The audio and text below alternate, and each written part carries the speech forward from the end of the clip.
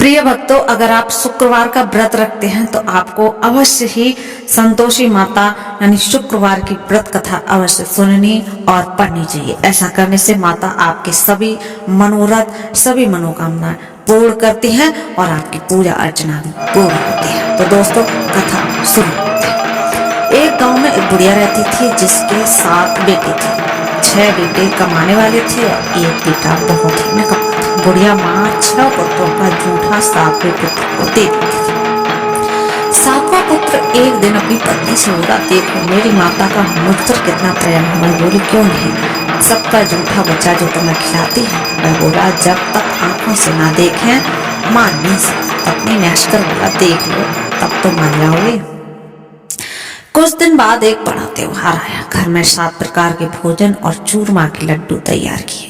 वह पत्नी की बात को जांचने के लिए सिरदर्द का बहाना बनाकर पतला सा कपड़ा सिर पर ओढ़कर रसोई में जाकर सो गया और कपड़े में से सब देखता रहा। 6 भाइयों ने भोजन कर लिया। उसने देखा माँ ने उसके लिए सुंदर सुंदर आसन बिछाए, 7 प्रकार की रसोई परोसी और आग्रह करके उनकी भोजन करती रही। वह देखता रहा। 6 भाई भोजन कर उठ गए तब माँ ने उनकी 5 थालियों में से लड्डुओं के टुकड़ों को उठाया और एक लड्डू बनाए। जूठन साफ कर माँ ने उसे पुकारा, उठ बेटा उठ, तेरे भाइयों ने भोजन कर लिया है, तू भी उठकर भोजन कर ले। उसने कहा, माँ मुझे भोजन नहीं करना, मैं परदेश जा रहा। माता ने कहा, कल जाना हो तो आज ही जा।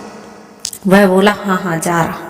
यह कहकर वह घर से निकल गया। चलते समय उसे पत्नी की याद आई। वह गौशाला में कंडे थाप रही थी। वहां जाकर वह बोला, मेरे पास तो कुछ नहीं है, यह अंगूठी है तो ले लो और आपकी कोई निशानी मुझे दे दो। वह बोली, मेरे पास क्या है, यह गोबर भरा हाथ है।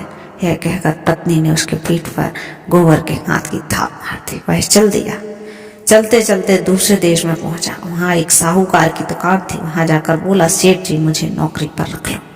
साहूकार को नौकर की सख्त जरूरत थी। साहूकार ने काम दे दिया। काम देखकर तनख्वाह मिलेगी। उसने कहा, सेठ जी जैसा आप ठीक समझो। उसे साहूकार की यहाँ नौकरी तो मिल गई। वह वहां रात दिन काम करते लगा। कुछ दिन बाद दुकान का लेन देन, हिसाब किताब, ग्राहकों को माल बेचना लेना सारा काम करने लगा। साहूकार के 7-8 नौकर थे। ये सब चक्कर खाने लगे, लेकिन उसने अपनी लगन, परिश्रम और ईमानदारी से सभी को पीछे छोड़ दिया। उसने अपने किए का फल मिला। सेठ ने भी उसका काम देख उसे 3 महीने में उसे मुनाफा में साझेदारी बना लिया। परिश्रम करते करते 12 वर्ष बीत गए। वह नगर का नामी सेठ बन गया और सेठ अपना सारा कारोबार उस पर छोड़कर बाहर चला गया। इधर उसकी पत्नी पर क्या बीती वह सुना। सास ससुर उसे दुख देने लगे। गृहस्थी का काम करवा कर उसे लकड़ी लेने जंगल भेज देते। इस बीच घर की रोटियों के आटे से जो भूसी निकलती उसकी रोटी बनाकर रख दी जाती और फूटे नारियल में नरेले में पानी दे दिया जाता। इस तरह दिन बीतते रहे। एक दिन वह सब जंगल में लकड़ी लेने जा रहे थे तो उसे रास्ते में बहुत सी स्त्रियां संतोषी माता का व्रत करते दिखाई दी। यह वहां खड़ी होकर पूछने लगी, बहनों यह तुम किस देवता का व्रत कर रही हो? इसके करने से क्या फल मिलता है? इस व्रत करने की विधि क्या है? यदि तुम इस व्रत को विधान से मुझे समझा दो तो मैं भी करना चाहूंगी और आपका बड़ा एहसान मानूंगी। उसमें से एक स्त्री बोलो, सुनो यह संतोषी माता का व्रत है। इसके करने से निर्धनता, दरिद्रता का नाश होता है, लक्ष्मी आती है, मन की चिंताएं दूर होती है, मन को प्रसन्नता और शांति मिलती है। अगर पुत्र नहीं है, निपुति को पुत्र मिलता है। प्रीतम बाहर गया है तो वह शीघ्र लौट आता है। कुमारी कन्या को मन पसंद वर मिलता है। चलता मुकदमा खत्म हो जाता है। कलह कलेश की निवृत्ति होती है। मुख शांति होती है। घर में धन जमा हो, धन जायदाद का लाभ मिलता है तथा और भी मन में जो कुछ कामना हो सब संतोषी माता की कृपा से पूरी होती है। इसमें कोई संदेह नहीं है। वह पूछने लगी, यह व्रत कैसे किया जाता है, यह भी बताओ, बड़ी कृपा होगी। वह स्त्री कहने लगी, बिना परेशानी, श्रद्धा और प्रेम से जितना भी बन सके प्रसाद लेना। 5.25 पैसे से 5.25 आने तक इनकी ज्यादा शक्ति और भक्ति के अनुसार गुड़ और चना ले लेना। हर शुक्रवार को निराहार रहकर कथा सुनना और कहना, इसके ओम बीज कम नहीं टूटे। लगातार नियम पालन के करना। सुनने वाला कोई ना मिले तो घी का दीपक जलाकर उसके आगे जल के पात्र को रख कथा कहना, परंतु नियम न टूटे। जब तक कार्य सिद्ध न हो नियम पालन करना और कार्य सिद्धि हो जाने पर व्रत का उद्यापन कर देना। 3 मास में माता पूरा फल प्रदान करती है। यदि किसी के ग्रह खोटे हैं तो भी माता 1 वर्ष में अवश्य उनको अनुकूल करती है। कार्य सिद्ध होने पर ही उद्यापन करना चाहिए, बीच में नहीं। उद्यापन में 2.5 सेर आटा का खाजा तथा इसी अनुसार खीर तथा चने का साग बनाना। 8 बच्चों को भोजन कराना। जहां तक मिले देवर जेठ भाई बंधु कुटुंब के लड़के लेना, ना मिले तो रिश्तेदार और पड़ोसियों के लड़के बुलाना, उन्हें भोजन कराना। यथाशक्ति दक्षिणा दे देना। माता का नियम पूरा करना। ध्यान रखना उस दिन घर में कोई खटाई ना खाए। यह सुनकर वह वहां से चल दी। रास्ते में लकड़ी के बोझ को बेच दिया और उन पैसों से गुड़ चना ले माता के व्रत की तैयारी करने लगी। रास्ते में संतोषी माता के मंदिर में जाकर माता के चरणों में लौटने लगी, विनती करने लगी, माँ मैं दीन हूँ, निपट मूर्ख हूँ, व्रत के नियम कुछ जानती नहीं हूँ, मैं बहुत दुखी हूँ। हे माता मेरा दुख हर के मैं तेरी शरण में आना चाहती हूँ। माता को दया आई। एक शुक्रवार बीता कि दूसरे शुक्रवार को ही उसके पति का पत्र आया और तीसरे शुक्रवार को उसका भेजा हुआ पैसा आ पहुंचा। यह देखकर जेठानी मुंह सिकोड़ने लगी, इसके इतने दिनों बाद इतना पैसा आया, इसमें क्या बड़ाई है। लड़के ताने देने लगे। काकी के पास अब पत्र आने लगे, रुपया आने लगा। अब तो काकी की खातिर बढ़ गई। अब तो काकी बुलाने से भी नहीं बोलेंगी। बेचारी सरलता से कहती, भैया पत्र आए, रुपया आए तो हम सबके लिए अच्छा है। ऐसा कहकर आंखों में आंसू भरकर संतोषी माता के मंदिर में जा मातेश्वरी के चरणों में गिरकर रोने लगी। माँ मैंने तुमसे पैसा नहीं मांगा, मुझे पैसे से क्या काम है, मुझे तो अपने सुहाग से काम है। मैं तो अपने स्वामी के दर्शन और सेवा मांगती हूँ। तब माता ने प्रसन्न होकर कहा, जा बेटी तेरे स्वामी जल्द ही आएंगे। यह सुन खुशी से बावली हो वह घर आकर काम करने लगी। संतोषी माँ विचार करने लगी, इस भोली पुत्री से मैंने कह दिया तो तेरा शीघ्र पति आ जाएगा वापस। कह तो दिया है पर आएगा कहाँ से। वह तो इसे स्वप्न में भी याद नहीं करता। उसे इसकी याद दिलाने तो मुझे ही जाना पड़ेगा। संतोषी माता ने उस बुढ़िया के बेटे को स्वप्न में समझाया, पुत्र तेरी घरवाली कष्ट उठा रही है। बोला, हाँ माता है तो मुझे भी मालूम है, परंतु क्या करूं, वहां कैसे जाऊं। परदेश की बात है, लेन देन सारा हिसाब किताब है, कोई जाने का रास्ता तो नहीं है, नजर नहीं है। आप ही कोई राह दिखाएं कि वहां कैसे जाऊं। माँ कहने लगी, सवेरे नहा धोकर संतोषी माता का नाम ले, घी का दीपक जला, दंडवत कर और दुकान पर जा बैठना। देखते देखते तेरा लेन देन चुक जाएगा, जमा माल बिक जाएगा। सांझ होते होते धन का ढेर लग जाएगा। वह अगले दिन सुबह बहुत जल्दी उठा। अपने मित्र बंधुओं परिचित में स्वप्न में माता द्वारा कही गई बात क्या सुनाई। वे सब उसकी बात सुनकर उसकी खिल्ली उड़ाने लगे। वे कहने लगे, कहीं सपने की बात सच्ची होती है। एक बूढ़ा व्यक्ति पूछना था, है बोलो, देखो भाई मेरी बात मानो, इस तरह सांच या झूठ कहने के बदले देवता ने जैसा कहा है वैसा ही करना है, तेरा क्या जाता है। बूढ़े की बात मानकर नहा धोकर उसने संतोषी माता को प्रणाम किया, फिर भी का दीपक जलाकर दुकान पर जा बैठा। शाम तक धन का ढेर लग गया। वह हैरान हुआ, मन में संतोषी माता का नाम लिया। प्रसन्न हो घर जाने के वास्ते गहना कपड़ा और सामान खरीदने लगा। सब काम से निपट कर घर को रवाना हुआ। उधर उसकी पत्नी जंगल में लकड़ी लेने गई। लौटते वक्त थक जाने के कारण संतोषी माता के मंदिर पर विश्राम करने बैठ गई।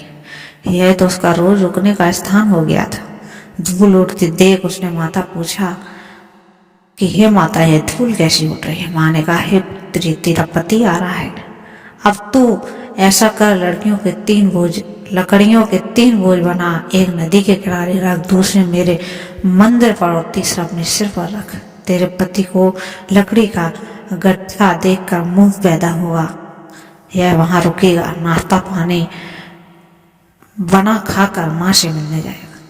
तो लकड़ी का बोझ उठाकर जाना और बीच चौक में गड्ढा डालकर 3 आवाजें जोर से लगाना, लो सासू जी लकड़ियों का गड्ढा, लो भूसे की रोटी दो, नारियल के कुपड़े में पानी दो, आज कौन मेहमान आया है। संतोषी माँ की बात सुनकर यह बहुत अच्छा माँ कहकर प्रसन्न मन से लकड़ियों के 3 बोझ बना लिए। एक नदी में, दूसरा माता के मंदिर पर रखा। इतने में ही मोशन फिर वहां आ पहुंचा। सूखी लकड़ी देख उसको इच्छा हुई कि अब यहीं विश्राम कर लें और भोजन बनाकर खा पी कर गाँव चलेंगे। इस प्रकार भोजन कर विश्राम कर वह अपने गांव में आ गया। उसी समय बहू सिर पर लकड़ी का गट्ठा लेकर आई। उसने गट्ठे को आंगन में डाल जोर से 3 आवाजें दी, लो सासू जी लकड़ी का गट्ठा लो, भूसे की रोटी दो, नारियल के खोपड़े में पानी दो, आज कौन मेहमान आया है। यह सुनकर सास ने अपने दिए हुए कष्टों को भुलाने के लिए कहा, बहू तू ऐसा क्यों कहती है, तेरा मालिक ही तो आया है। बैठ, मीठा भात खाकर कपड़े गहने पहन।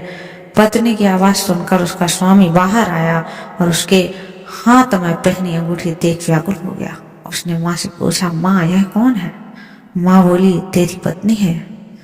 आज 12 वर्ष हो गए, जब से तू गया है तब से सारे गांव में जानवर की तरह भटकती फिरती है, काम काज कुछ नहीं करती है, 4 समय खाकर आकर खाना खाती है। अब मुझे भूलकर, मुझे देखकर भूसी की रोटी और नारियल के खापरे में पानी मांगती है, तुझे देखकर। वह बोला, माँ मैंने इसे भी देखा है, मुझे दूसरे घर की चाबी दो, मैं उसमें रहूंगा। ठीक है बेटा, जैसी तेरी मर्जी, कहकर माँ ने चाबी का गुच्छा बेटे के सामने रख दिया। उसने दूसरे घर को खोला, सारा सामान जमाया। एक ही दिन में वहां राजा के महल जैसा ठाट बाट बन गया। अब क्या था, वह सुख भोगने लगी। अगला शुक्रवार उसने पति से कहा, मुझे संतोषी माता का उद्यापन करना है। पति बोला, बहुत अच्छा, खुशी से कर लो। वह उद्यापन की तैयारी करने लगी। जेठ के लड़कों को भोजन के लिए कहने लगी। उन्होंने मंजूर किया, परंतु पीछे से जेठानी ने अपने बच्चों को सिखलाया, देखो रे, भोजन के समय सब लोग खटाई मांगना, जिससे उसका उद्यापन पूरा ना हो। लड़के भोजन करने आए, खीर पेट भर कर खाए, परंतु बात याद आते ही लगने लगे, कहने लगे, हमें कुछ खटाई खाने को दो, खीर खाना हमें भाता नहीं, देखकर अरुचि होती है। लड़के उठ खड़े हुए, बोला, पैसे लाओ। भोली बहू कुछ जानती ना थी, उसने उन्हें पैसे दे दिए। लड़कों ने बाजार जाकर उन पैसों से इमली खरीदी और खाई। यह देखकर बहू पर माताजी ने कोप दिया। राजा के दूत उसके पति को पकड़कर ले गए। अब सब मालूम हो गया। जब जेल की रोटी खाएगा, बहू से यह वचन सहन नहीं हुए। वह संतोषी माता के मंदिर में गई और कहने लगी, माता तुमने यह क्या किया, हंसाकर क्यों रुलाने लगे। माता बोली, पुत्री तूने मेरा व्रत भंग किया है, इतनी जल्दी सब बातें भुला दी। वह बोली, माता भूली तो नहीं हूँ, ना कुछ अपराध किया है, मुझे तो लड़कों ने भूल डाल दिया, मुझे क्षमा करो माँ। माँ बोली, ऐसी भूल भी कहीं क्षमा होती है। यह बोली, अब कोई भूल नहीं होगी, आप बताओ मेरे पति कैसे आएंगे। माँ बोली, पुत्री जा, तेरे पति तुझे रास्ते में ही आता मिलेगा। वह मंदिर से निकलकर बाहर गई तो रास्ते में उसका पति आता हुआ मिला। उसने पूछा, कहाँ गए थे। वह बोला, इतना धन जो कमाया है उसका कर राजा ने मांगा था, वह भरने गया था।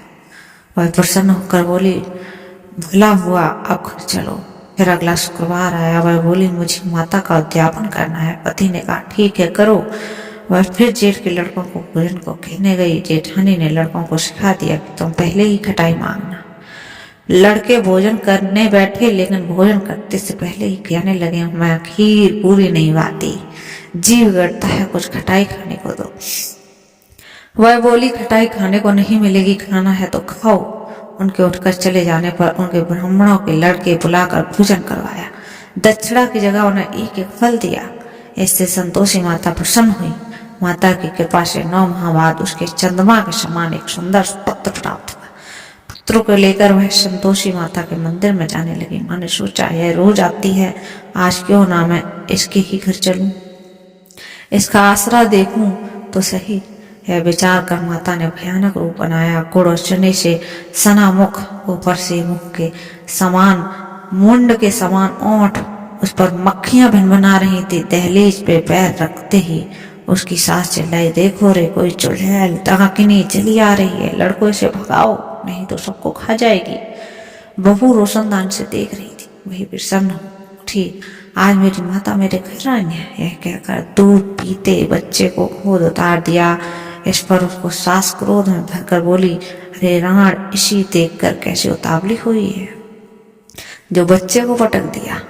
इतने में माँ के प्रताप से जहाँ देखे वहाँ लड़के ही लड़के नजर आने लगे। यह बोली, माँ जी, मैं जिनका व्रत करती हूँ वह संतोषी माता है।